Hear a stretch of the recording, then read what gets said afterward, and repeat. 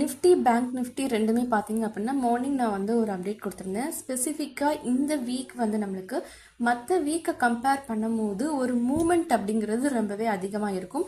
அது either down சைடாக இருந்தாலும் அப் சைடாக இருந்தாலும் இருக்கக்கூடிய அந்த மூமெண்ட் கொஞ்சம் அதிகமாக இருக்கும் அப்படிங்கிறத சொல்லியிருந்தேன்.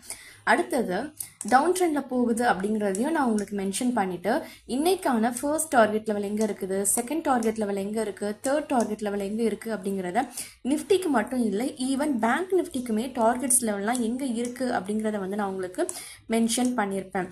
அடுத்தது ஃபைனல் டார்கெட் லெவலை இந்த இடத்துல எக்ஸாக்டாக பேங்க் நிஃப்டி கம்ப்ளீட் பண்ணும்போது அண்ட் நிஃப்டியும் இந்த இடத்துல டார்கெட்டை கம்ப்ளீட் பண்ணும்போது நான் உங்களுக்கு மென்ஷன் பண்ணியிருந்தேன். இன்னைக்கு டேக்கான ஃபைனல் டார்கெட்டை நிஃப்டி பேங்க் நிஃப்டி ரெண்டுமே கம்ப்ளீட் பண்ணிருச்சு அப்படின்ட்டு. அப்போ இதுதான் இன்னைக்கு டேக்கான ஒரு ஃபைனல் டார்கெட் லெவலாக இருக்க போகுது அப்படிங்கிறது எனக்கு ஃபர்ஸ்டே தெரிஞ்சிருக்கு. கரெக்டா? அப்படி தெரிஞ்சதுனால தான் மார்க்கெட் எக்ஸாக்டாக இந்த இடத்துல ட்ரேட் ஆகும் போதே இன்னைக்கான டார்கெட் லெவல் கம்ப்ளீட் ஆகிருச்சு அப்படிங்கிறத போஸ்ட் பண்ணியிருப்பேன். அதுக்கப்புறம் பார்த்தீங்க அப்படின்னா மார்க்கெட் வந்து கீழெல்லாம் போகல, கன்சாலிடேஷன் எடுத்துட்டு இப்போ சின்ன ஒரு அப் ட்ரெண்ட் கொடுத்துட்டு இந்த இடத்துல க்ளோஸ் பண்ணுறதுக்கு தான் மார்க்கெட்டை வந்து ட்ரை பண்ணுறாங்க. ஓகேவா?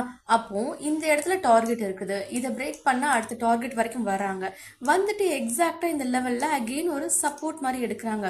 ஸோ இந்த லெவல்ஸ்லாம் பார்த்தீங்க அப்படின்னா ரொம்ப ரொம்ப ரொம்ப அக்யூரேட்டா ஒர்க் அவுட் ஆகுது. பட் இது அக்யூரேட்டா ஒர்க் அவுட் ஆகுது அப்படிங்கிற விஷயம் மட்டும்தான் உங்களால புரிஞ்சுக்க முடியுதே தவிர ஏன் எதுக்கு அப்படிங்கிற அந்த ரீசன்ஸை பார்த்தீங்க அப்படின்னா என்னமோ பாதி பேர் என்ன மெஜாரிட்டி 99% ஆஃப் த பீப்புளுக்கு எக்ஸாக்ட் ரீசன்ஸ் தெரிய மாட்டேங்குது. நீங்கள் எல்லாரும் பண்ணுற பெரிய மிஸ்டேக்ஸ் என்ன தெரியுமா? உங்களுடைய பாஸ்டில் நீங்கள் ஒரு சில விஷயங்கள் நடந்திருக்குது, அதை நீங்கள் என்னமும் பிடிச்சிக்கிட்டு இல்லை இது இப்படி தான் அப்படின்ட்டு நீங்களே ஒரு ஜட்ஜ்மெண்ட்டை கொடுத்து வச்சுருக்கிறீங்க.